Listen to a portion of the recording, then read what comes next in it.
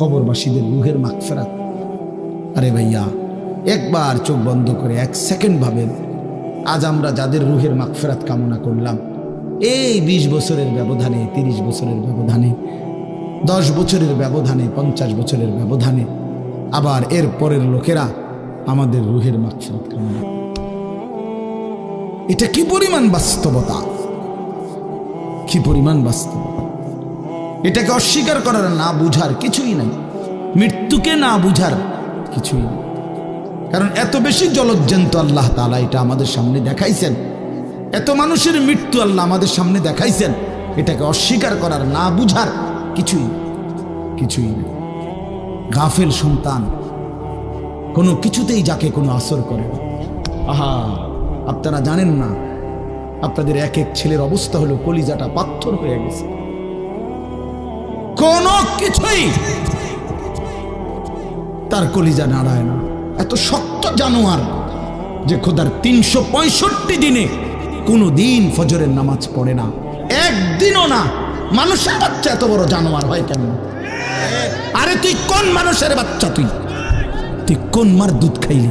নাফরমান। কেমনে মানুষ হইলি? এটা কি ধরনের মানুষ? একদিনও নামাজ পড়ে? ছি ছি ছি ছি ছি! মুসলমানের বাচ্চা এত বড় জানোয়ার হয় কেমনে? কোনো দিন নামাজ পড়ে না, 6 মাসে 9 মাসে কোনো দিন বলতে পারবে না নাফরমান কোনো দিন 5 ওয়াক্ত নামাজ পড়ছে কিনা। হায় হায়, এত বড় অসভ্য! মায়ের সন্তান হয় কেমনে? বাবার সন্তান হয় কেমনে? চিন্তা কর। কোনো কিছুই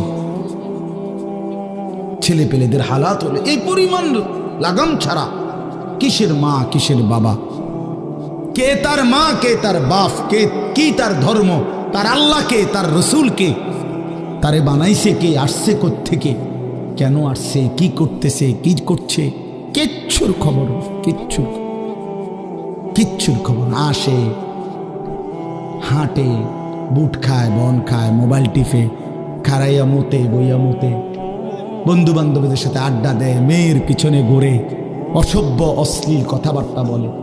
এটা কি এটা জিন্দিগি হলো? ভেবে দেখেন। উফ, কোন সুস্থ স্বাভাবিক মানুষ এমন হয়? বলো ভাইয়া, বলো। রাগ করো না বাপ, কে তোমা করে মনে করাই দিবে? কেউ মনে করায়?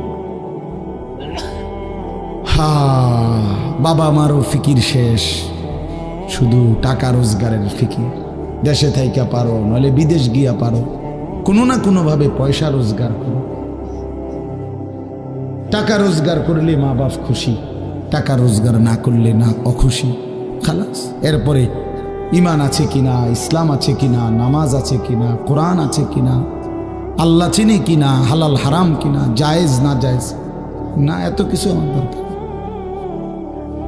ফুতের জিগায়ও না যে ফুত কামাই যে করতেছ, কি হালাল কামাই করো না হারাম না, এত কিছুর দরকার কি? টাকা দিতেছে, খাইতেছে, ঘুমাইতেছে, বিল্ডিং করতে আসে, জমি কিনতে আসে, আপেল মালটা খাইতেছে। এক ছেলে আমারে নিজে বলছে, আমি সবার ব্যাপারে বলি না, এক ছেলে আমারে নিজে বলছে, হুজুর আমি একটা দেশের নাম বলছে, যেই দেশে আমার কর্মটা ছিল, চলে আসছে ওই দেশ থেকে। আমার বলছে, হুজুর আমার কর্মটা হলো এই, মদের বার, মদের হোটেলে নারী পুরুষ উলঙ্গ জিনাবে বিচার করে, আমার দায়িত্ব শুধু পাশে দাঁড়িয়ে মদের বোতল নিয়ে দাঁড়ায় থাকা, যতবার তারা চায় অতবার তাদেরকে মদ গ্লাসে ঢেলে দেওয়া, তাদের হাতে তুলে দেওয়া। এর বিনিময়ে আমার মাসে বেতন 2 লাখ টাকা।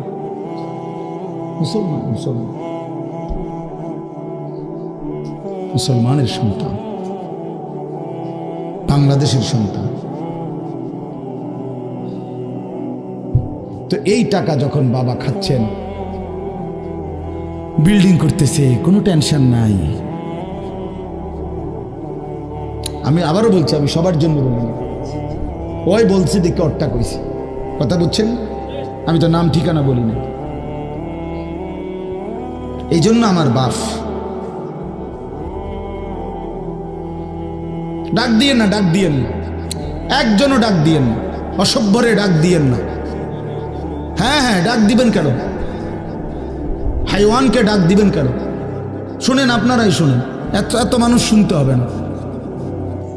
যে যে পাশে দাঁড়িয়ে আছো, আল্লাহর ওয়াস্তে বসো, কষ্ট হলেও বসো ভাই, বসে শুনলে বরকত হবে। মোবাইলটা হাতের যাদের, এটা বন্ধ করে দাও। হাতে ধরা যেই মোবাইলগুলো, এগুলো বন্ধ করে দাও ভাই, এগুলো নামায় ফেলো। আমাদের চেহারার দিকে তাকাইয়া আল্লাহর কথা মনোযোগ দিয়ে শুনলে লাভ হবে। আসলে বাস্তবতা হলো প্রতিটা আয়োজন কষ্টের আয়োজন। এক একটা মাহফিলের মধ্যে অনেক মেহনত করতে হয়। 2 টাকা, 10 টাকা, 20 টাকা, 50 টাকা একত্র করেই এরপর একটা মাহফিল। এক মুঠে কেউ টাকা দেয় না, অনেক জনের কাছ থেকে বারবার গিয়ে কষ্ট করে নিয়ে সবাই মিলে মিশে একটা মাহফিল। প্যান্ডেল, মাইক, পোস্টার, হ্যান্ডবিল, বক্তা দাওয়াত দেওয়া, ঠিকমতো আসা, মেহমানদারি, আপ্যায়ন, সব মিলাইয়া অনেক কিছু, অনেক কাজ থাকে, অনেক পেরেশানি। আমার মাদ্রাসায় আগামী 14ই ডিসেম্বর মাহফিল। তো গত 1 মাস থেকেই এই পরিকল্পনায়, এটা হবে কোথায়, ওইটা হবে কোথায়, বক্তা বসবে কোথায়, শ্রোতা বসবে কোথায়, প্যান্ডেল হইলে কোন দিক দিয়া, এই কত কিছু যে লিখছি আমরা, তো এতে বোঝা যায় যে অনেক কিছু। এই সবটুকু কষ্ট করে যদি শুধু কেবল আসলাম আর গেলাম, কিছুই শুনলাম না, বুঝলাম না, কিছু গ্রহণ করলাম না, তো কি লাভ হলো ভাই? এই কষ্টের এই ইন্তেজামের মধ্যে ফায়দা কি? এই জুয়েল ওর কথা বারবার আমার কাছে বলছে, মাঝখানে আমি গত বছরে খুব সম্ভব ডেট দিতে পারি না, তো আবদার ছিল, আমি এবছর বলছিলাম যে ডেট মিলাই দেব, তো দেওয়া হয়েছে। আসলে সবাইরই ব্যস্ততা, সবাই কষ্ট করেই ইন্তজাম করতে হয়েছে। এই জন্য আমি অনুরোধ করি, সবাই আমরা, ছেলেরা তোমরাও ভাই বসো, ভাই ওই ছেলে বসো না বাবা, এনে বসো, বসো, এই ছেলেরা তোমরাও বসো ভাই, যে কদ্দুরে শুনো, অসুবিধা নাই, যতক্ষণই শুনো। ফ্যান্ট যদি বেশি সিফা হয় তো সোজাই বসো না, অনেকের ফ্যান্টে সমস্যা, এটা এত সিফা যে গোলামের প্যান্ট ফিন্দাই দিছে, এই জন্য এটা দিয়ে বসতে পারে। এটা জানুন সব? না না, এটা ঐতিহাসিক তথ্য, মানে দুষ্টামি না। যাদের প্যান্ট সিফা, এটা হলো গোলামের পোশাক, মানে কৃতদাসের পোশাক। হ্যাঁ, এটা হলো আফ্রিকান, যাদেরকে দিয়ে পৃথিবীতে কৃতদাসের কাজ করাইতো, অর্থাৎ এই ভেড়া, বকরি, উট, দুম্বা, এগুলো লালন পালনের কাজ করাইতো, তো তাদেরকে এরকম সিফা প্যান্ট ফিনত, মানে টাইট। কেন? যাতে বসতে না পারে। হ্যাঁ সত্যি, এটা ঐতিহাসিক কথা, যাতে বসতে না পারে, কাজে যাতে ফাঁকি দিতে না পারে, এই জন্য এদেরকে এই চিফা প্যান্ট এটা পরায় দিছে। নাহলে এটা কোনোভাবেই সুস্থ স্বাভাবিক কোনো মানুষের পোশাক না। সামান্যতম সুস্থতা আছে তার ভিতরে, সে এত টাইট এটা পরে কীভাবে? বেচারা হাঁটে কেমনে, বসে কেমনে, পেশাব পায়খানার জরুরত আছে মানুষের, তাইলে এটা পড়া মানে দাঁড়াইয়া প্রস্রাব করা ছাড়া তো অন্য কোনো সিস্টেম নয়, নাহলে এটা সে কীভাবে বুঝবে? তাইলে এত কষ্ট করে মানুষের পোশাক আল্লাহ তাআলা নাজিল করেছে। ইয়া বনি আদমা কাদ আনজালনা আলাইকুম লিবাসান, কোরআন শরীফে আছে। আল্লাহ বলেন, হে বনি আদম, আমি আল্লাহই তোমাদের উপরে পোশাক নাজিল করেছি। পোশাক আল্লাহর দেওয়া। এই যে মানুষ পোশাক পরার এই অনুভূতি, এটা আল্লাহর দেওয়া। আদম আলাইহিস সালামকে আল্লাহ তাআলা সৃষ্টি করে পোশাক ছাড়া পেশ করে নাই ফেরেশতাদের সামনে। কি মনে হয় আপনার? খোলামেলা, বুঝছেন না কথাটা? তো ওনার গায়ে কি ছিল? পোশাক ছিল। তো আল্লাহ তাআলা যখন থেকে আদমকে সৃষ্টি করলেন, তখন থেকে আদমের গায়ে পোশাকও দিল, সেই থেকেই পোশাক। ইউয়ারি সাওআতিকুম ওয়ারিশা, এটা স্পষ্ট। আল্লাহ বলছে দুইটা উদ্দেশ্যে পোশাক দিলাম। এক, এটা তোমাদের লজ্জা ঢেকে দিবে, আর ওয়ারিশা, এটা তোমাদের সৌন্দর্যের উপকরণ হবে। তাহলে এটার মধ্যে একটা আর্ট আছে, সৌন্দর্য আছে, এটা লজ্জা ঢাকবে। এখন যদি লজ্জাই না ঢাকে, এটা যদি সতরই না ঢাকে, তো এটা হলো কি? আল্লামা তকি উসমানী দামাত বারাকাতুহুমুল আলিয়া হযরত বলছেন যে কোনো মানুষের, পুরুষের সতর কোমর থেকে নিয়ে, নাভি থেকে নিয়ে হাঁটু, তো এটুকু জায়গা এভাবে ঢাকতে হবে। একে তো মোটা হইতে হবে কাপড়, যাতে করে পাতলার কারণে চামড়া দেখা না যায়। আরেকটা হলো এতটুকু ঢিলে ঢালা হইতে হবে, যাতে করে এতটা টাইট হইয়া না লাগে, যেন অঙ্গ প্রত্যঙ্গ, রান, পিছনের অংশ কার কেমন এটা বোঝা না যায়, স্বাভাবিক যেন ঢিলে ঢালা হয়। নাই তো এটা কি হয় না, পোশাক হয়। একবারে শরীর সাইজ কাইটা বানানো, এটা কোনোভাবেই সৌন্দর্য না। এই জন্য এটা একটা গুরুত্বপূর্ণ বিষয়। এটা বলে অনেক সময় অনেকেরই দেখি, এই বেচারা আমাদের সাথেও কোনো সময় দেখা করতে আসলে মাদ্রাসায়, মনে করেন মাহফিলের দাওয়াত দিতে আসছে অথবা এমনি দেখা করতে, তো আমাদের তো নিচে বসতে হয়, চেয়ার টেবিল নাই, তো এই নিচে বসতে কইলে আর বই তারা এটারে টানতে টানতে ফ্যান্ড যান শেষ। বেচারা নিজেও কষ্টে প্যারেশানিতে পড়ে, আমরাও প্যারেশানিতে পড়ি। এই জন্য স্বাভাবিক ঢিলে ঢালা পোশাক পরা উচিত, একটু যেন করে চলতে ফিরতে আরাম হয়। ভাই তোমরা বসতে না খেলেন তো চলে যাও, বেটা অপদার্থ কোথাকার, যাও এখান থেকে বেটা, যাও। তোমার মতো দু চারজন শ্রোতা না হলে কি হয়েছে, ফালতু কোথাকার। এতবার বললাম এটা বসতে ক্ষতি কি? আল্লাহর কথা বসে শুনতে হয়। এটা এতবার একটা কথা বলতেছি, এটা যদি গুরুত্ব না হয় তো এটা কি হলো বলেন? আল্লাহর কথা বসে শুনতে হয়, এটা তো একটা সার্কাস না। কি বলেন, এটা কি একটা সার্কাস? তাইলে কোরআন শরীফে আছে এটা। মুসা আলাইহিস সালামকে আল্লাহ তাআলা তুর পাহাড়ে জুতা খুলতে বললেন কেন? জুতা খুলে বসবার জন্য। আল্লাহর কথা বসে শুনতে হয়, জুতা খুলে শুনতে হয়, তাইলে নিজের মধ্যে পরিবর্তন আসে। আদব ছাড়া ইলম হয় না। কোরআন সুন্নাহর যে জ্ঞান, এই জ্ঞানের জন্য আদব জরুরি, অন্য পড়ার জন্য এটা এতটা জরুরি। বাংলা, অঙ্ক, ইংরেজি, পদার্থ, জীববিজ্ঞান পড়ার জন্য পেশাব করে ফানি লন লাগে না, বুঝেন না? দাঁড়াইয়া বসুক, বসে পড়ুক, বসে পেশাব করুক, এতে কোনো অসুবিধা নেই। কিন্তু আল্লাহর কোরআন পড়বার জন্য, রাসূলুল্লাহ সাল্লাল্লাহু আলাইহি সাল্লামের সুন্নাহ পড়বার জন্য প্রস্রাব করে ঢিলা নিতে হয়, টয়লেট পেপার ব্যবহার করতে হয়, পানি ব্যবহার করতে হয়, পবিত্র হইতে হয়। হ্যাঁ আসো আব্দুর রহমান, তুমি এনে আও। না না না, এখানে আসো। তো এই জন্য এটা জরুরি বিষয়। আমাদের কোরআন এবং সুন্নাহর ইলমের জন্য আপনার আদব জরুরি, আখলাক জরুরি, তাহারাত জরুরি। এই যে এখন এখানে একটা, এটা আপনাদের এটা শুধু একটা মহরানা, বরং এখানেও তো কোরআন সুন্নাহর ইলম বলার জন্যই উলামায়ে কেরাম আপনাদেরকে বসাইছে, ঠিক না? তো তাইলে আদব জরুরি। মাওলানা ইয়াহিয়া বয়ান করতেছিলেন, হ্যাঁ আল্লাহ তাআলা, আমি যেটুকু আইসা মাত্র শুনলাম, আল্লাহ তাআলা হাসরের ময়দানে এক কদম পাও বাড়াইতে দিবেন, জিন্দেগির প্রতি ইঞ্চির হিসাব হবে। আন উমরিহি ফিমা আফনাহু, পুরা হায়াত বান্দা কোথায় ব্যয় করেছো বলো আমাকে, আমার দেওয়া হায়াত।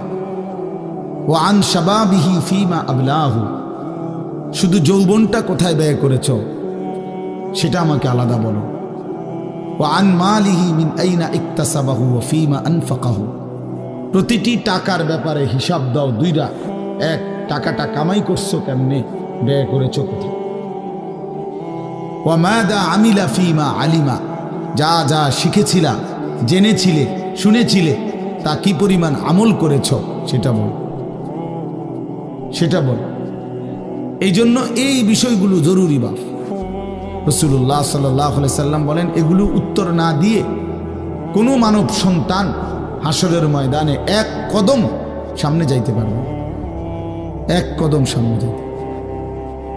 কোরআনুল কারীমের মধ্যে আছে, আল্লাহ তাআলা বলেন, ফাওয়ারাব্বিকা লানাসআলান্নাহুম আজমাইন আম্মা কানু ইয়ামালুন।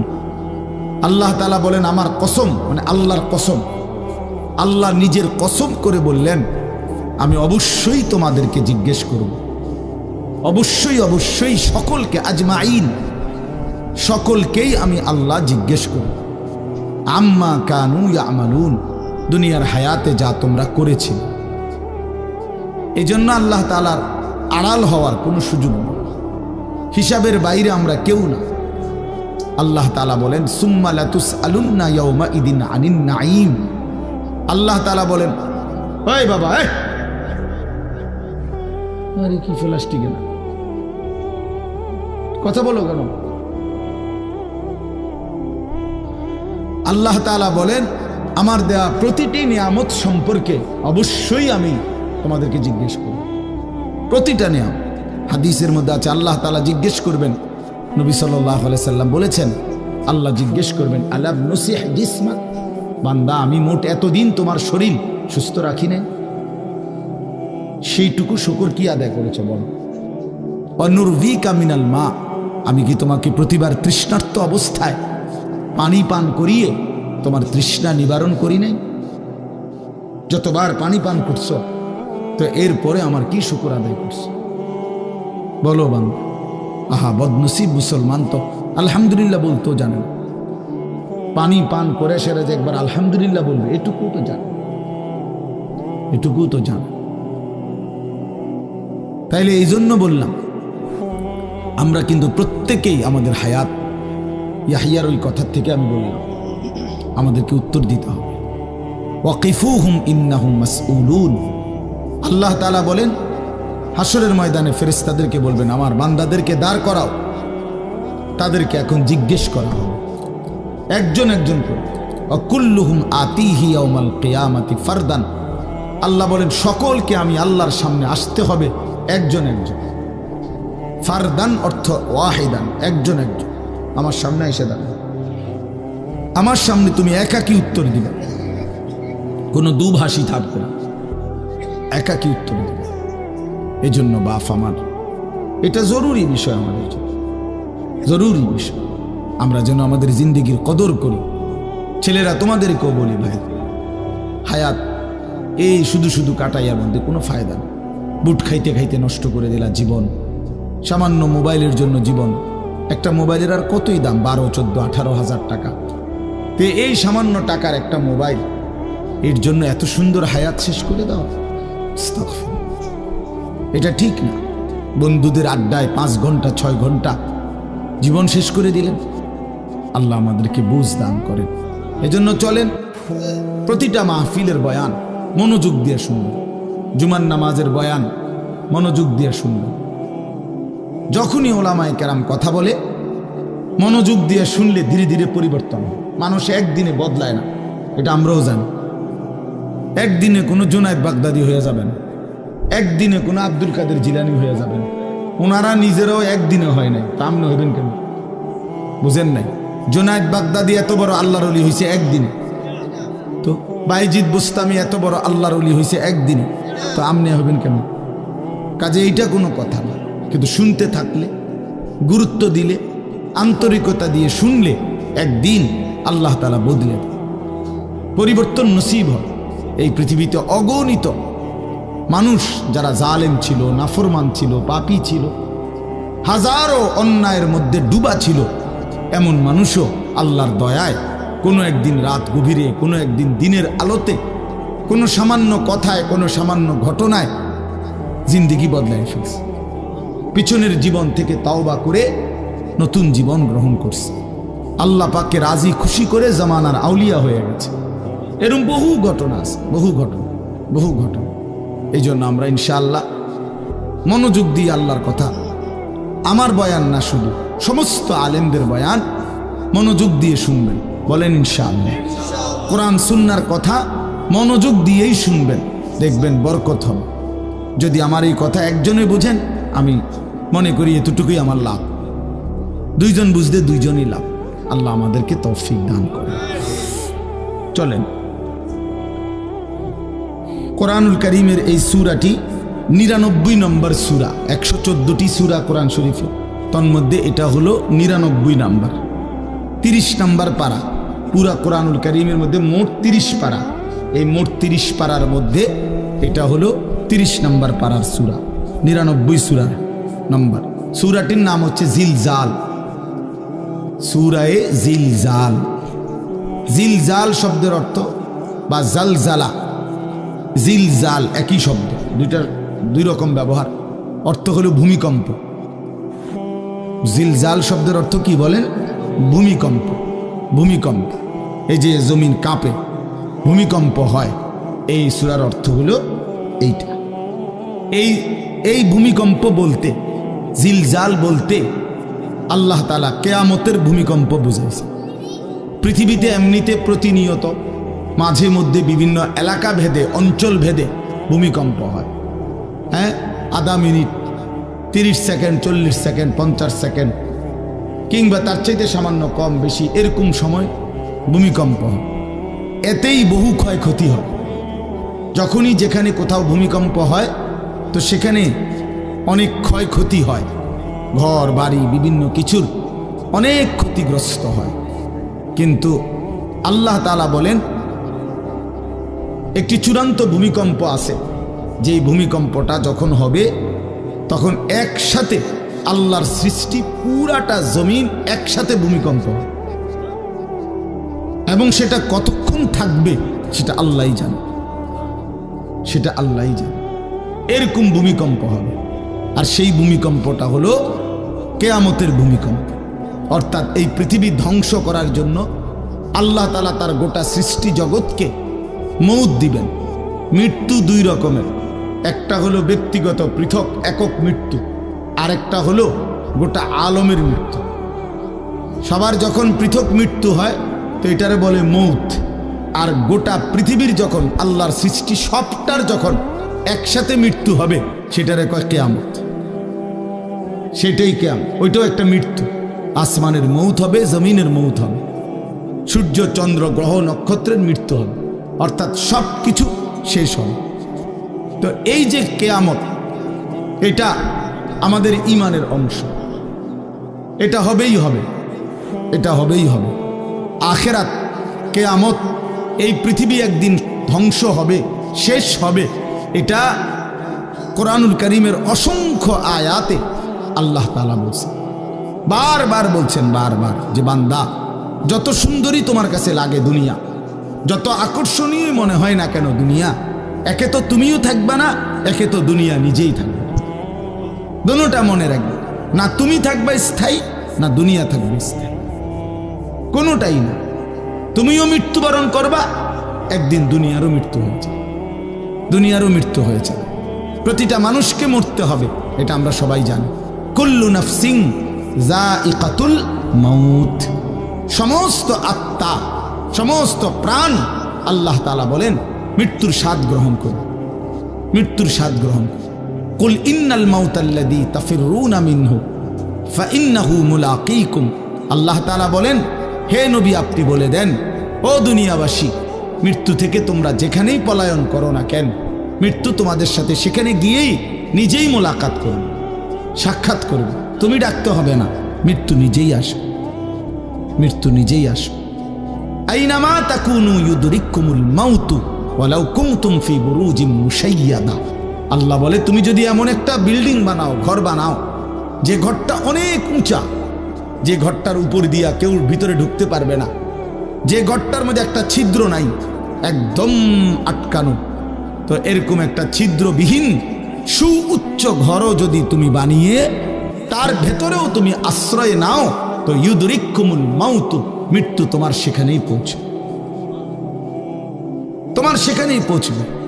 প্রিয় ভাই আমার, বন্ধু আমার, নওজোয়ান সাথীরা আমার, মৃত্যু এক অনিবার্য বাস্তবতা, চিরন্তন বাস্তবতা, এটা গ্রহণ করতেই হবে। হাসলেও মরতে হবে, কাঁদলেও মরতে হবে, সুখেও মরতে হবে, দুঃখেও মরতে হবে।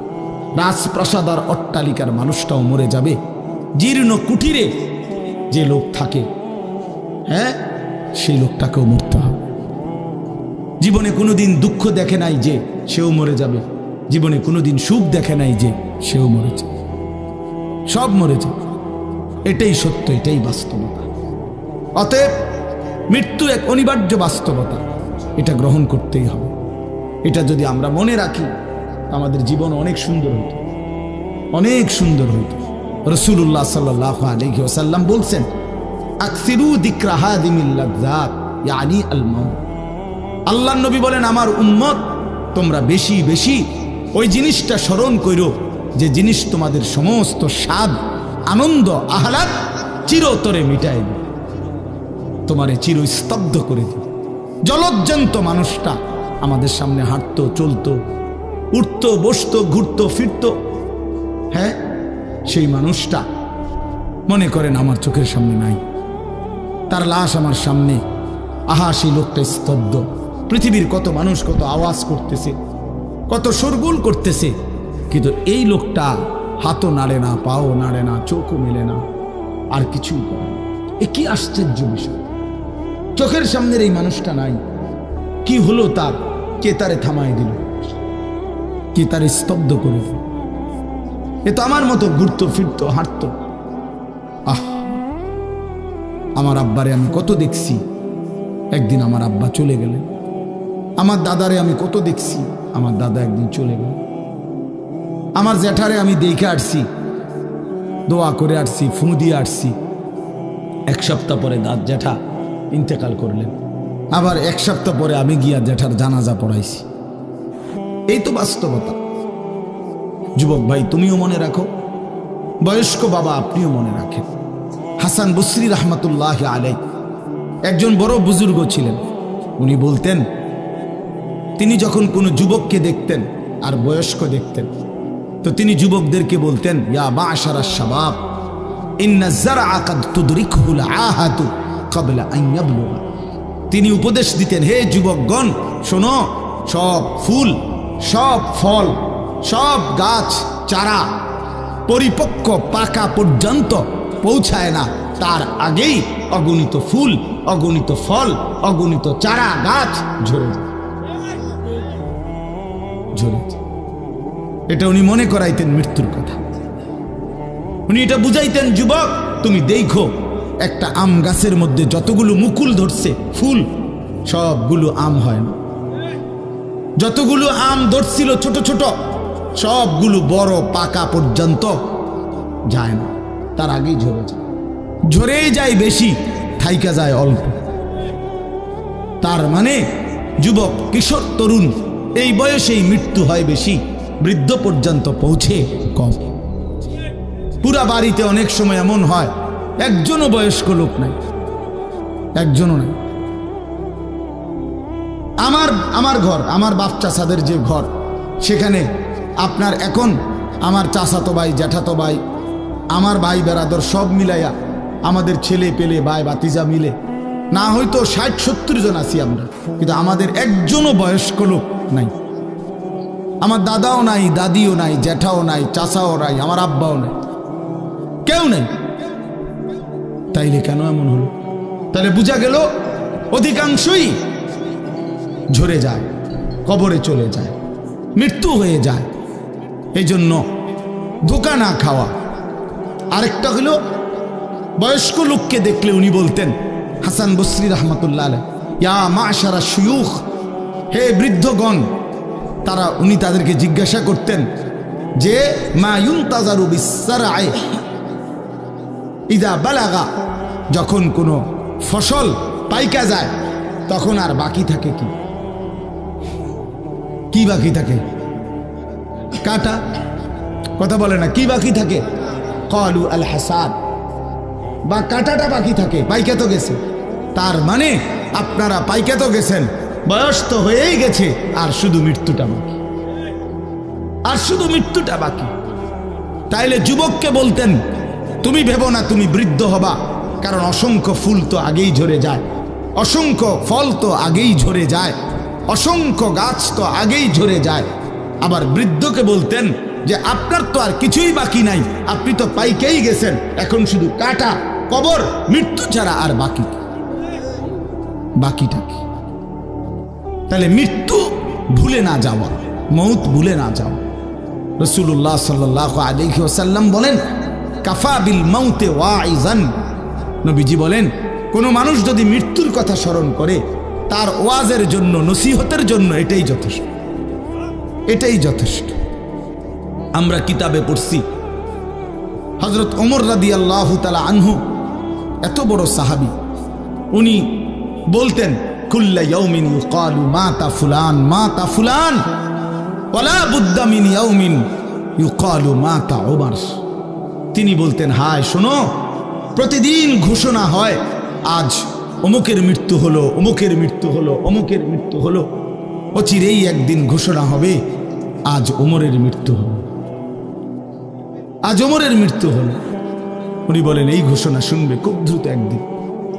এই জন্য বাপ, এই আমাদের ব্যক্তিগতভাবে প্রতিনিয়ত মৃত্যু হচ্ছে, ঠিক এভাবে আমরা তো মরছি, একদিন এই গোটা আলমের মৃত্যু হবে, একদিন এই গোটা সৃষ্টিটাই আল্লাহ তাআলা গুটায় ফেলবে। আচ্ছা, কি আশ্চর্য কথা, এটা কি অবাক করা।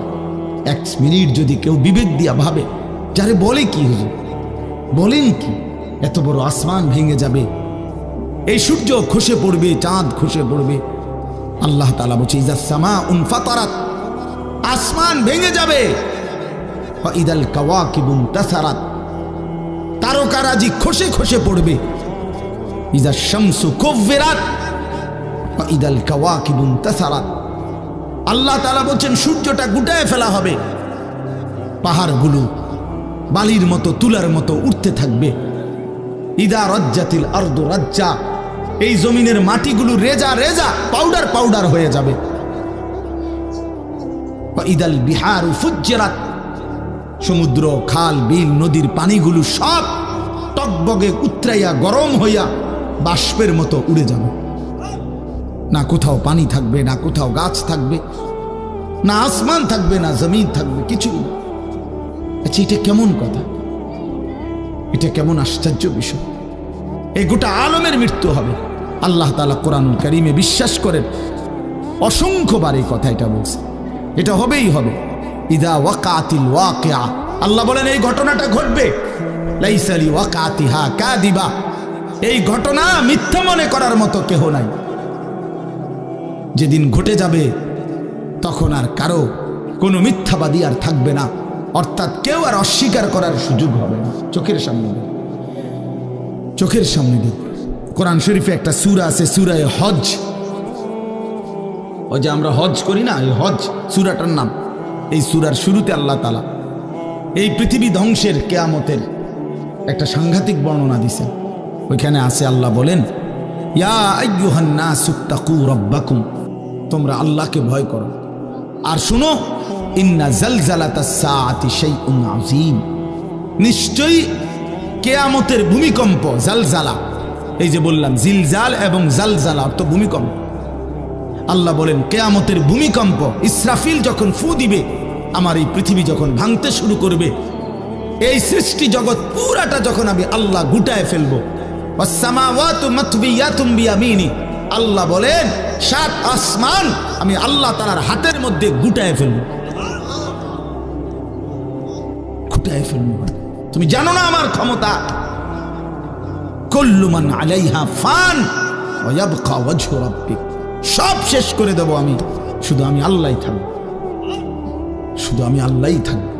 তো আল্লাহ তাআলা বলেন এই ইসরাফিল ফু দিলেই, শুরু করলেই জমিনে ভূমিকম্প শুরু হবে।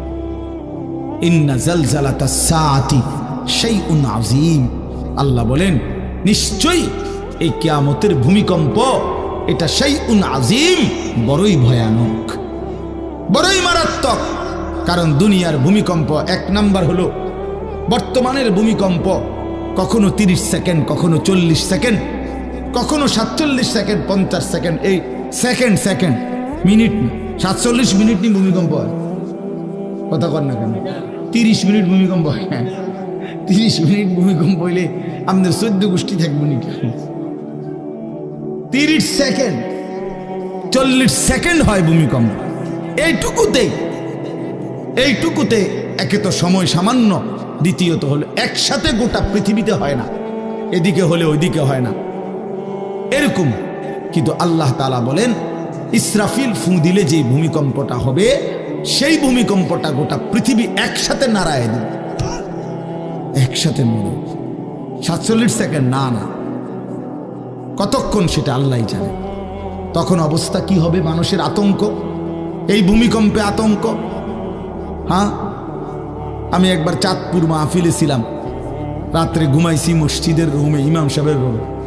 এই সময় ভূমিকম্প আইছে, দরজা খুলে দিছি দৌড়, মসজিদের মাঠে আইছি দাঁড়াইয়া, চাই যে পুরা গ্রামের মানুষ সব আইসা পড়ছে, হই হুল্লোড় চিৎকার, হায় হায়।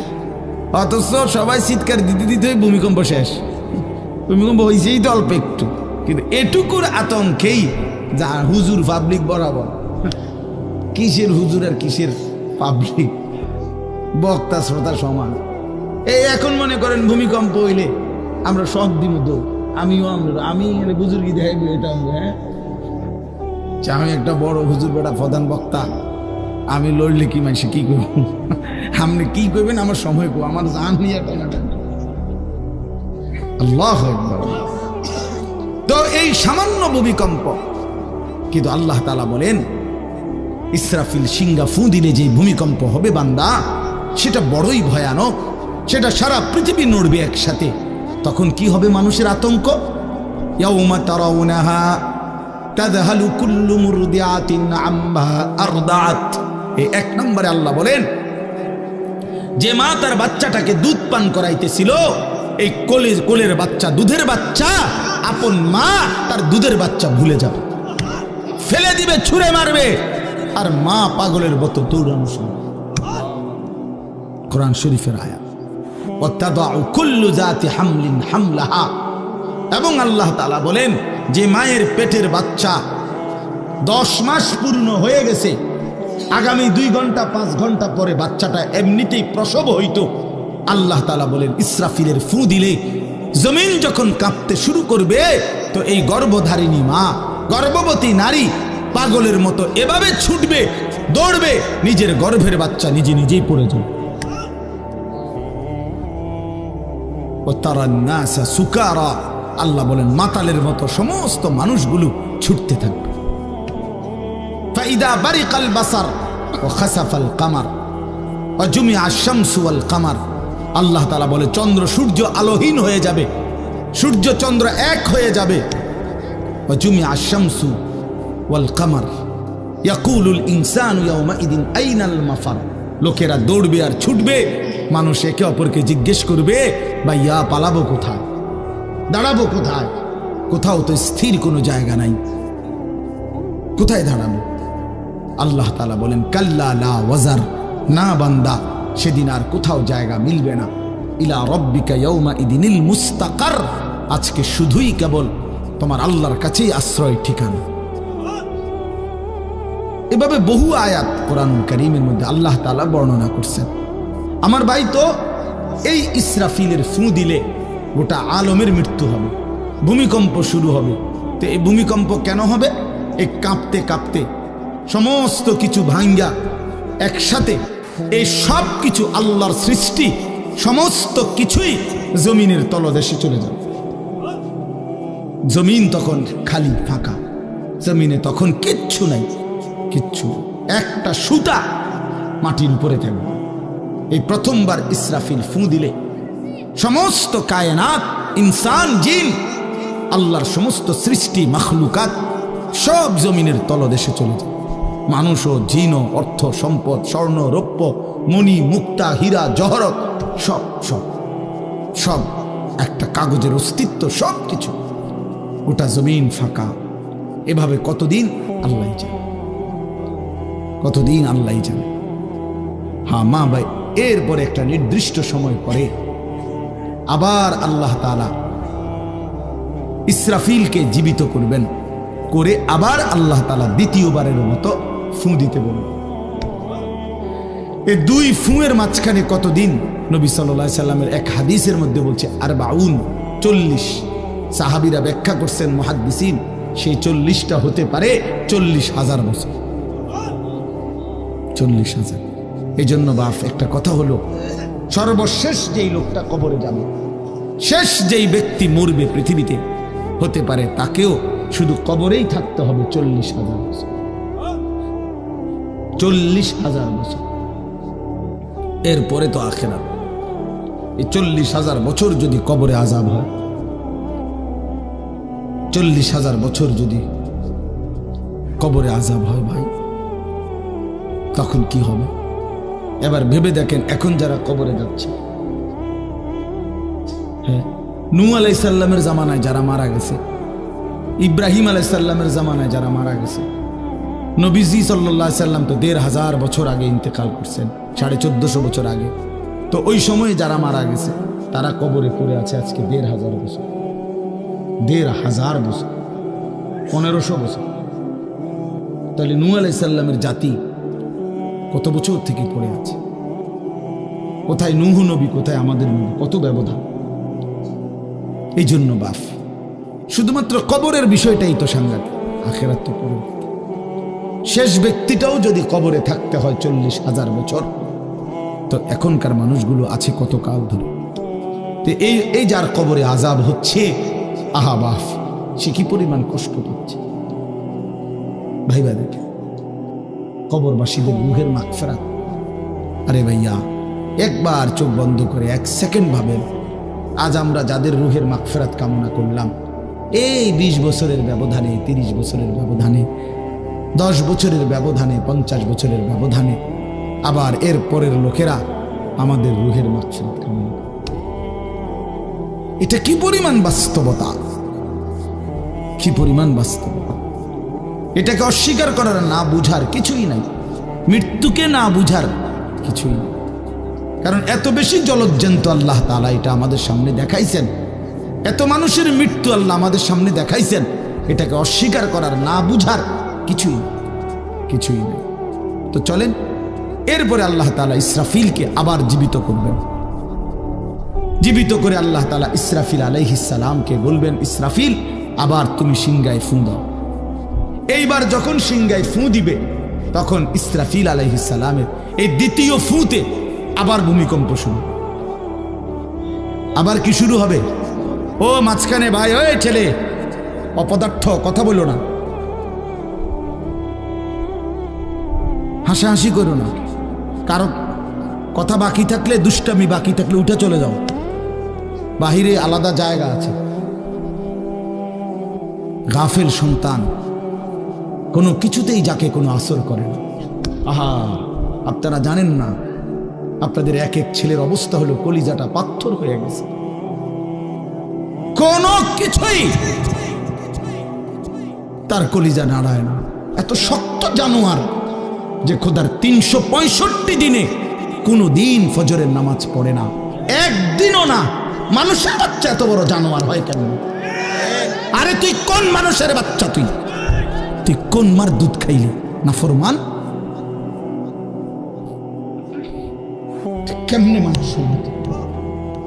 কি ধরনের মানুষ? একদিনও নামাজ পড়ে? ছি ছি ছি ছি ছি, মুসলমানের বাচ্চা এত বড় জানোয়ার হয় কেন? কোনো দিন নামাজ পড়ে না, 6 মাসে 9 মাসে কোনো দিন বলতে পারবে না নাফরমান কোনো দিন 5 ওয়াক্ত নামাজ পড়ছে কিনা। হায় হায়, এত বড় অসভ্য! মায়ের সন্তান হয় কেন? বাবার সন্তান হয় কেন? চিন্তা করো, কোনো কিছুই। ছেলে পেলেদের হালাত হলে এই পরিমাণ লাগাম ছাড়া, কিসের মা কিসের বাবা, কে তার মা কে তার বাপ, কে কি তার ধর্ম, তার আল্লাহ কে, তার রসুল কে, তারে বানাইছে কে, আসছে কোত্থেকে, কেন আসছে, কি করতেছে, কি করছে, কিচ্ছুর খবর, কিচ্ছুর খবর। আসে, হাঁটে, বুট খায়, বন খায়, মোবাইল টিপে, খারাইয়া মতে, বইয়া মতে, বন্ধু বান্ধবীদের সাথে আড্ডা দেয়, মেয়ের পিছনে ঘোরে, অসভ্য অশ্লীল কথাবার্তা বলে। এটা কি এটা জিন্দেগি হলো? ভেবে দেখেন। উফ, কোন সুস্থ স্বাভাবিক মানুষ এমন হয়? বলো ভাইয়া বলো। রাগ করো না বাপ, কে তোমা করে মনে করাই দিল? কেউ মনে করায়। হা, বাবা আমারও ফিকির শেষ, শুধু টাকা রোজগারের ফিকির। দেশে থাইকা পারো, নইলে বিদেশ গিয়া পারো, কোনো না কোনো ভাবে পয়সা রোজগার করো। টাকা রোজগার করলে মা বাপ খুশি, টাকা রোজগার না করলে না অখুশি, খালাস। এরপরে ইমান আছে কিনা, ইসলাম আছে কিনা, নামাজ আছে কিনা, কোরআন আছে কিনা, আল্লাহ চিনে কিনা, হালাল হারাম কিনা, জায়েজ না জায়েজ না, এত কিছু আমার দরকার। ফুতের জিগায় না যে ফুত কামাই যে করতেছ, কি হালাল কামাই করো না হারাম না, এত কিছুর দরকার কি? টাকা দিতেছে, খাইতেছে, ঘুমাইতেছে, বিল্ডিং করতে আসে, জমি কিনতে আসে, আফেল মালটা খাইতেছে। এক ছেলে আমারে নিজে বলছে, আমি সবার ব্যাপারে বলি না, এক ছেলে আমারে নিজে বলছে, হুজুর আমি একটা দেশের নাম বলছে, যেই দেশে আমার কর্মটা ছিল, চলে আসছে ওই দেশ থেকে। আমার বলছে, হুজুর আমার কর্মটা হলো এই, মদের বার, মদের হোটেলে নারী পুরুষ উলঙ্গ জিনাবে বিচার করে, আমার দায়িত্ব শুধু পাশে দাঁড়িয়ে মদের বোতল নিয়ে দাঁড়ায় থাকা, যতবার তারা চায় অতবার তাদেরকে মদ গ্লাসে ঢেলে দেওয়া, তাদের হাতে তুলে দেওয়া। এর বিনিময়ে আমার মাসে বেতন 2 লাখ টাকা। মুসলমান মুসলমান মুসলমানের সন্তান, বাংলাদেশের সন্তান। তো এই টাকা যখন বাবা খাচ্ছেন, বিল্ডিং করতেছে, কোনো টেনশন নাই। আমি আবারও বলছি, আমি সবার জন্য বলি না, ওই বলছি দেখে ওরটা কইছি, কথা বুঝছেন? আমি তো নাম ঠিকানা বলি না। এই জন্য আমার বাপ, ডাক দিয়েন না, ডাক দিয়েন না, একজনও ডাক দিয়েন না, অসভ্যরে ডাক দিয়েন না।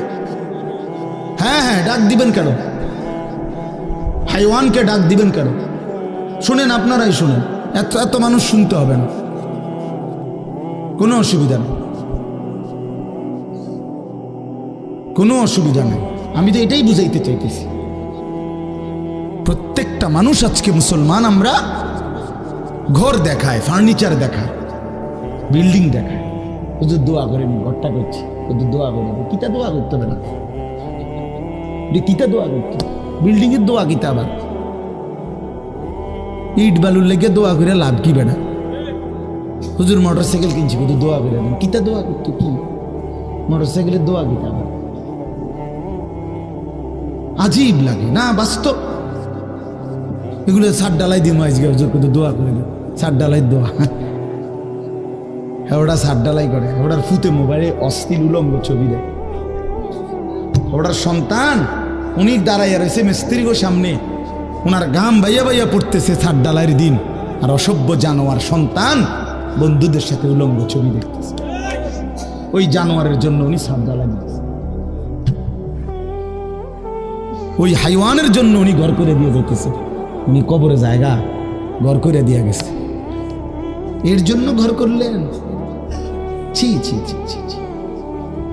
আমার দেওয়া ঘরে আমার কষ্টের কমাইয়ে এখানে বসে বসে রঙিন ছবি দেখবে, উলঙ্গ দৃশ্য দেখবে ঘরে শুয়া শুয়া সারা রাত।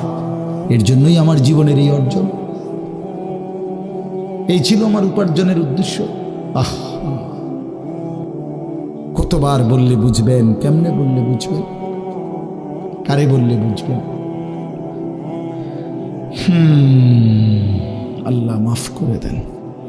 চলেন বাপ, তো বলতেছিলাম আল্লাহ তাআলা ইসরাফিল আলাইহিস সালামকে বলবেন আবার ফু দাও।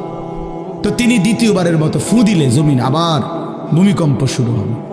এই ভূমিকম্পে জমিন কাঁপতে কাঁপতে এইবার জমিনের তলদেশে ওই প্রথমবার ফু দেওয়াতে ভূমিকম্প কাঁপতে কাঁপতে সব উপরে যা ছিল সব নিচে চলে গেছে। মনে আসেনি এটা কইছি? তাহলে উপরটা কি? ফাঁকা। এইবার নিচে যা ছিল সব উপরে চলে আসবে। আসলেই এটা হাসরের মাঠ। সমস্ত নিচের জিনিস যা কিছু একেবারে মানুষ, গরু, ছাগল, হাঁস, মুরগা, জিন, ইনসান, গদ, দুয়ার, বাজার, ব্যবসা, দোকান, টাকা, হীরা, জহরত, মণি, মুক্তা, টাকা পয়সা, অর্থবিত্ত, সব সোজা কথা জমিনের তলদেশের সব কিছু জমিনের উপরে উঠে আসবে। এই উঠে আসলেই এইটা হাসরের মাঠ। এইটা এই হাসরের মাঠ কোনটা জানেন? এই যেখানে বসে আছেন এখন, এটাই হাসরের মাঠ। এই জমিনের উপরেই হাসরের মাঠ। বাকি শুধু আল্লাহ কোরআন বলছে ইদাল আরদু মুদ্দাত, আমি আল্লাহ জমিনটাকে টেনে আরো লম্বা করে দেব, আরো বড় করে দেবো আর কি, প্রশস্ত করে দেবো। কারণ ওই যে পিসের মানুষ খারাপ লাগবে না, মানুষ তো দাঁড়াই বসেই আদম আলাইহিস সালাম থেকে নিয়া, তো মানুষ বেশি না, মানুষ, গরু, ছাগল, হাঁস, মুরগা, জিন, ভূত সব খারাপ না, সব দাঁড়াবে তো। এই জন্য আল্লাহ তাআলা বলেন জমিন আমি প্রশস্ত টেনে দিব, লম্বা করে দিব, এতটুকু। বাকি এটাই হাসরের মাঠ, এটাই হাসরের মাঠ।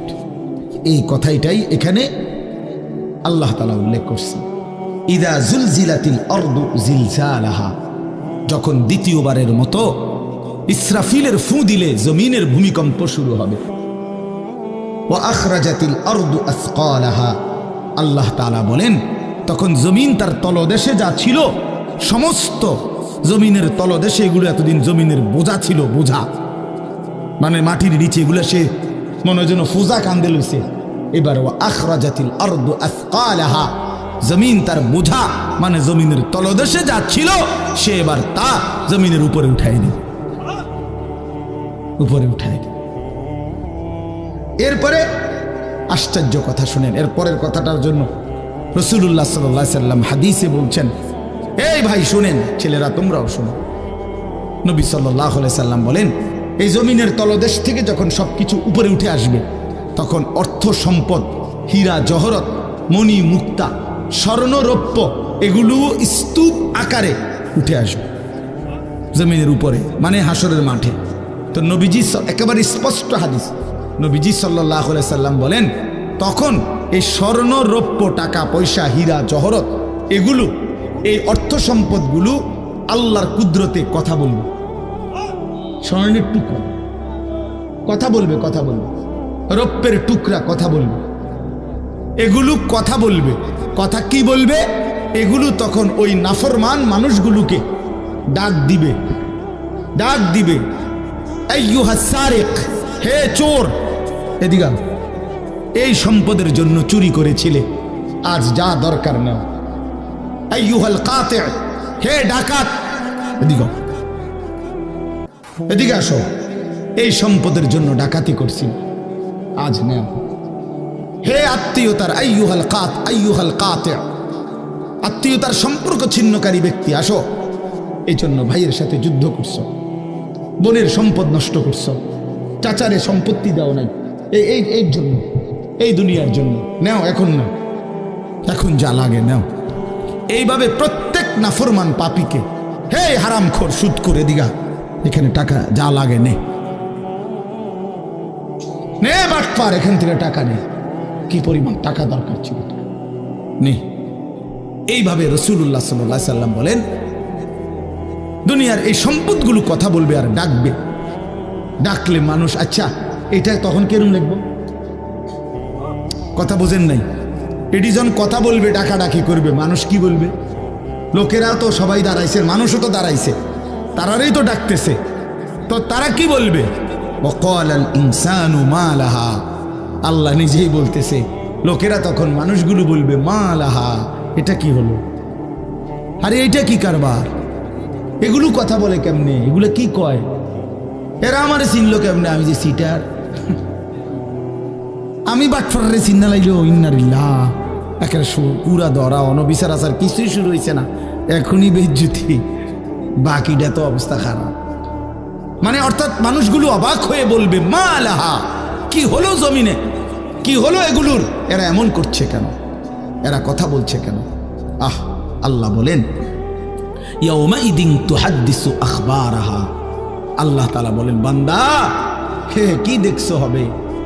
এই মাত্র দেখলা স্বর্ণ রূপ্য টাকা পয়সা কথা বলে, এখনে না দেখবা আসল খেলাটা।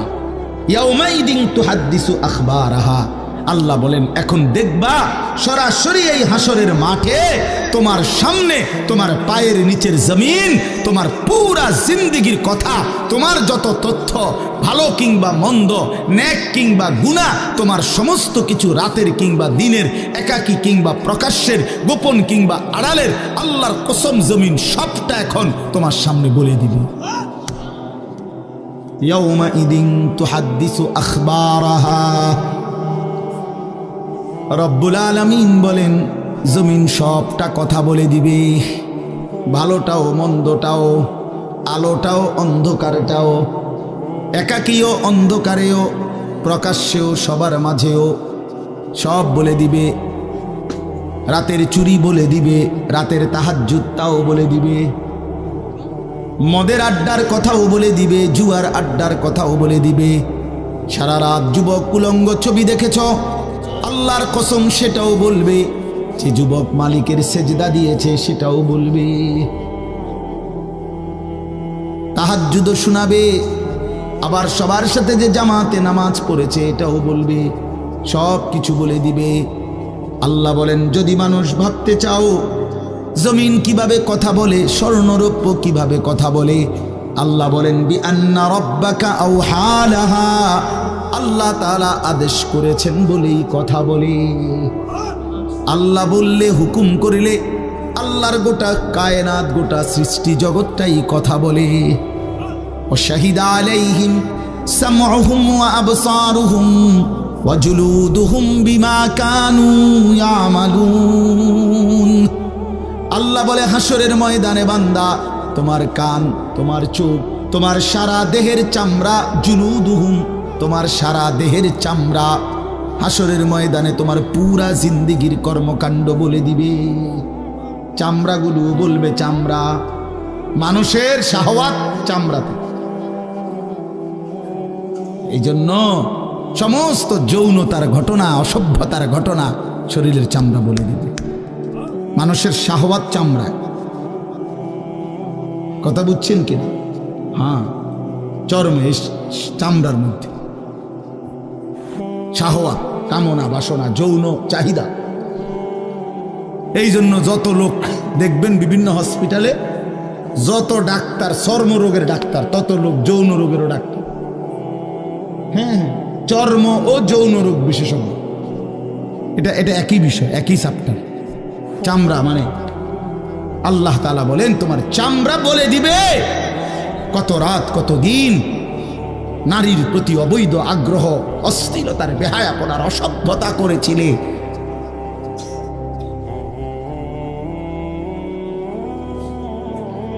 হায় হায়, বিআন্না রাব্বাকা আওহা লাহা, আল্লাহ বলেন আমি আল্লাহ হুকুম করেছি বলে কথা বলবো। এই জন্য আল্লাহ হুকুম করিলে চামড়াও কথা বলে, কানেও কথা বলে। এখন কি কানে কথা বলে? কিন্তু সেদিন বলবে। চোখেও কথা বলবে, এখন চোখ কথা বলে না। মানে সব কিছুর জবান খুলবে, সব কিছু। আপনারা বলেন আমরা তো মনে করি জিহ্বায় কথা বলে না, জিহ্বায় কথা বলে না, আল্লাহর হুকুম হলে কথা বলে। নাহলে যে লোক বোবা তারও তো জিহ্বা আছে, আছে না? তো সে কথা বলে না। যে লোক কানে শুনে না, তো তার কি আপনার এইভাবে কান বলতে কিছু নাই? তো সে শুনে না কেন? কথা বলেন না কেন? আল্লাহর হুকুম। যার চোখ, যে চোখে দেখেন, এই যে জুয়েল ভাই, আমি মূলত তার মহব্বতেই মাহফিলটা দিছি। তো এই যে দেখে না, তো তার এভাবে তো চোখ আছে, সে দেখে না কেন? আল্লাহ তাআলার হুকুম নাই বলে দেখে, ঠিক কিনা বলেন না কেন? মজার বিষয় হলো রাসূলুল্লাহ সাল্লাল্লাহু আলাইহি সাল্লাম হাদিসে স্পষ্ট বলেছেন, বিশ্বাস করেন, একেবারে বিশুদ্ধ হাদিস। আল্লাহ তাআলা তার দুইটা চোখ নিয়ে গেছে। নবীজি বলছেন সে যদি সবর করে আল্লাহর হুকুমের উপরে চলতে পারে, রাসূলুল্লাহ সাল্লাল্লাহু আলাইহি সাল্লাম বলেন আল্লাহ তাআলা তাকে এই দুইটা চোখ নিয়ে যাওয়ার কারণে, অন্ধ বানানোর কারণে সে যে সবর করলো, আল্লাহ রসুল বলছেন আল্লাহ তাআলা নিশ্চিত তাকে জান্নাত দান করবে। এই জন্য তুমি ভাই সবর করো, মালিকের এই দুনিয়া দেখতে পারলা না, তো অপেক্ষা করো, একদিন জান্নাত দেখবা, জান্নাতের হুর দেখবা, তো আরো মজা হবে যে আমি প্রথমেই জান্নাতি দেখলাম, জান্নাতি দেখলাম। যা মালিক, দুনিয়া দেখলাম না তোমার, তুমি আমার জান্নাত দেখাই। আল্লাহ তৌফিক দান করেন। ইয়াউমাইদিন ইয়াসদুরুন নাসু আশতাতান লিয়ুরাউ আমালাহুম, আল্লাহ বলেন তখন দলে দলে ফেরেশতারা মানুষগুলোকে লাইনবদ্ধ সারিবদ্ধ করে দলে দলে বানাবে। লোকেরা পরস্পর, প্রত্যেকটা মানুষকে ফেরেশতারা আলাদা আলাদা গ্রুপ বানিয়ে দেবে হাসরের ময়দানে। তখন প্রত্যেকে এই গ্রুপে গ্রুপে দলে দলে লিয়ুরাউ আমালাহুম, নিজেদের আমল নামা, নিজেদের আমল দেখবার জন্য সামনে এগিয়ে যাবে। অর্থাৎ প্রত্যেককে তার আমল নামা দেখবার জন্য, দেওয়ার জন্য নির্দিষ্ট জায়গায় নিয়ে আসবে। নেওয়ার পরে সেখানে প্রত্যেকের ফাইল, প্রত্যেকের খাতা, আমল নামা তার হাতে তুলে দেওয়া হবে। দিলেই সে দেখবে।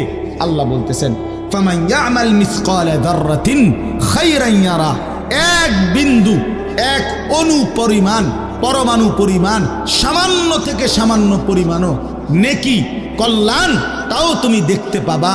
ওমান ইয়ামাল মিসকালা যাররাতিন শাররান ইয়ারা, বিন্দু থেকে বিন্দু মন্দ যা করেছিলে তাও তুমি দেখতে পাবে।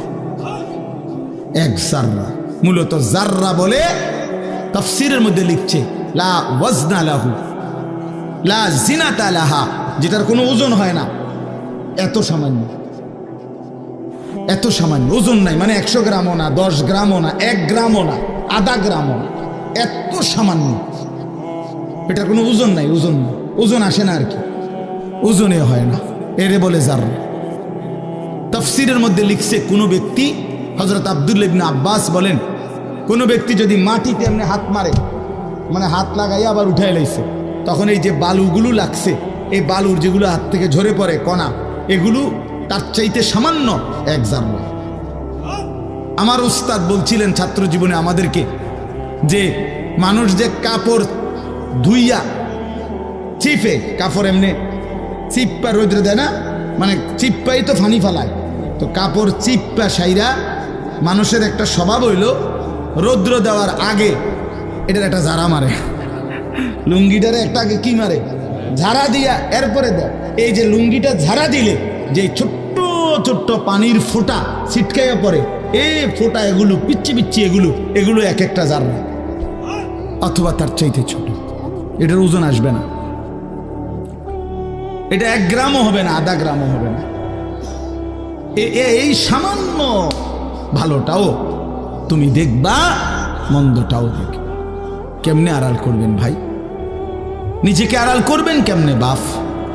যুবক তুমি কেমনে আড়াল করবা? কোরআন শরীফে আছে, আল্লাহ বলেন ইয়াউমা তুবলাস সারাইর, বান্দা আমি হাসরের ময়দানে তোমার অন্তরের গোপন বিষয়গুলো, যেগুলো কেউ শুনে নাই, তুমিও বলো নাই, বলে দেব। হ্যাঁ, আফালা ইয়ালামু ইযা বু'সিরা মা ফিল কুবুর ওয়া হুসিলা মা ফিস সুদূর। আল্লাহ তাআলা বলেন এই বুকের ভিতরে, অন্তরের ভিতরের যেই কথাগুলো, সেগুলো খুলে দেব। এই জন্য আজকে আমার কথা এখানেই শেষ। আমি এতটুকু কথাই বলতে চাই, এই ৯২ নম্বর সূরাটা আমাদেরকে এই কথার সবক দিচ্ছে যে আমরা আমাদের জিন্দেগির 1 সেকেন্ড, একটি নিঃশ্বাস আড়াল করবার সুযোগ নেই। হিসাব দিতে হবে, হিসাব দিতে হবে। 1 মিনিট, 1 সেকেন্ড, 1 পলক, 1 লম্হা, 1 মুহূর্ত আমাদের আড়াল করবার সুযোগ নাই ভাই। ভালোটার প্রতিদানও নিতে হবে, মন্দটারও প্রতিদান নিতে হবে। তাইলে কেন জীবন নষ্ট করব? কেন হায়াত নষ্ট করব? আমার অনুরোধ রইল, যতগুলো যুবক ছেলে আছো ভাই, তোমাদের কাছে অনুরোধ, মৌলানা কথা বলবে, এরপরে আরও একটু বয়ান হলে এরপরে দোয়া হবে, কিন্তু আমার মাঝখান দিয়ে এই কথাটাই আমি অনুরোধ করে বললাম, প্রত্যেকেই দয়া করে আল্লাহর ওয়াস্তে, আল্লাহর ওয়াস্তে নিজের জীবনের কদর করো ভাই। আমার এটাই শেষ কথা। যুবক ছেলেরা, তুমি আমার সাথে এখন যাইবা না, আমিও তোমার সাথে যাব না। এই দুনিয়াও যেমন আমি আলাদা চলে যাচ্ছি, আপনারাও আলাদা চলে যাবেন, কিন্তু বাস্তব কথা হলো আমি আপনি প্রত্যেকে আলাদা আলাদা কবরে, আখেরাতে আল্লাহর সামনে মুখোমুখি হইতে হবে। এই জন্য হাত জোড় করে অনুরোধ করছি ভাই, নিজেরে নষ্ট করো। একটা ছেলেও যদি বুঝো, আমার অনুরোধ রইল তোমার প্রতি, তুমি নষ্ট হইও না, চরিত্রহীন হইও না, তুমি হায়াতটা শেষ করে দিও, কষ্ট পাইবা। এই নারী ছবি, অশ্লীল দৃশ্য, উলঙ্গপনা, বেহায়াপনা, এই জেনা ব্যভিচারের দৃশ্য, এগুলো দেখো না। চেষ্টা করো 5 ওয়াক্ত নামাজ পড়তে, 5 ওয়াক্ত নামাজ পড়তে হিম্মত করলে পারবা ভাই। পেশাব পায়খানার পরে টয়লেট পেপার ব্যবহার করো, পানি ব্যবহার করো, দেখবা শরীর পবিত্র থাকলে আল্লাহর ইবাদত করতেও মন চায়। মূলত মানুষ অনেকের যাদের নামাজ ছুটে যায়, তাদের একটা বড় কারণ হলো তার শরীর অপবিত্র, শরীর নাপাক। আর নাপাক দেখে নেক কাজের তামান্না, আগ্রহ জাগে না। এই জন্য ওই যে পেশাব করে পানি নেয় না, টয়লেট পেপার ব্যবহার করে না, এই অসভ্য এই কারণে নামাজ পড়তে চায়। বাস্তব কথা এটা। এর তখন আর হায়া লজ্জা থাকে না। এই জন্য সবাই মিলে ইনশাআল্লাহ নামাজ পড়ে নিজেদের স্ত্রী, কন্যা, বোনকে পর্দা পশিদায় রাখতে চেষ্টা করেন। যে মেয়েটার পর্দা নাই, যে মহিলার পর্দা নাই, বিশ্বাস করেন যে তার নিজের ইজ্জত, নিজের কদর, নিজের সতীত্ব, নিজের পর্দার কদর বোঝে না, এটা কোনো নারী না, এটা কোনো মহিলা না, এটা প্লাস্টিক জাতীয় কিছু হইতে। এটা এক ধরনের প্লাস্টিক, এটা এক ধরনের অসভ্য। যে নারী বেপর্দা, যেই মেয়ে দুশ্চরিত্র, যেই মেয়ে চরিত্রহীন, যেই মেয়ে বেহায়ার মতো চলে, সে শুধু নিজের ক্ষতি করে না, সে একটি সমাজ নষ্ট করে, একটি মহল্লা শেষ করে দেয়। এই আগুন সারা মহল্লায় জ্বালায়া দেয়, তার রূপের যৌবনের আগুন জ্বালায়া অসংখ্য যুবকের জিন্দেগি নষ্ট। এই জন্য ওই জানোয়ার মনে রাখতে হবে, ওই অসভ্য নারী যতগুলো ছেলে তাকে দেখে অবৈধ কামনা বাসনা করছিল, এই সমস্ত যুবকের সমপরিমাণ গুনাহ ওই অসভ্য মেয়ে, ওই নর্তকী, ওই ব্যভিচারিণী নারী তাকে ভোগ করতে হবে। এত সোজা না। এই জন্য বাবাদেরকে বলি, ছেলেদের দিকে কদর করেন, মেয়ের দিকে নজর দেন, স্ত্রীর দিকে নজর দেন। ওই খাট পালং দেখাইয়েন না, বিল্ডিং উল্ডিং দেখাইয়েন না, ইতান দেখাইয়া লাভ নেই। উঠতে লাইলে সবারই ঘুমাইয়া লাগে, পরিশ্রম করে ঘুমাইলে এত কিছু লাগে না। কত মানুষ আছে এরকম যারা ফাওড়াও দোয় না, জুতাই নাই, বেটা ফাও দিব কি দিয়া বেটা। হ্যাঁ, সময় করো। এতটা ক্লান্ত থাকে যে শুইলেই কি এসে পড়ে ঘুমাইসা। আল্লাহ আমাদের সবাইকে কদর করার তৌফিক দান করেন।